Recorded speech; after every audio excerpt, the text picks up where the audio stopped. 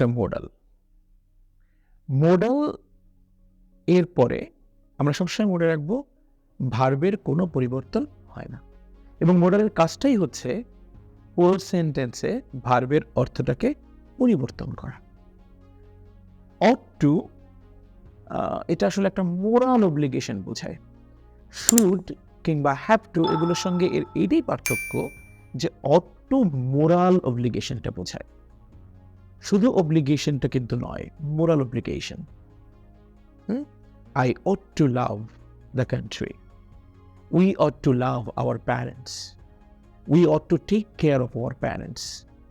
এই যে ought to ব্যবহার করলাম উচিত অর্থেই, কিন্তু সেখানে আমাদের মূল সেন্সটা ছিল মোরাল অব্লিগেশন, অর্থাৎ একটা মানবিক, একটা নৈতিক অব্লিগেশনের কথা এখানে উঠে আসে।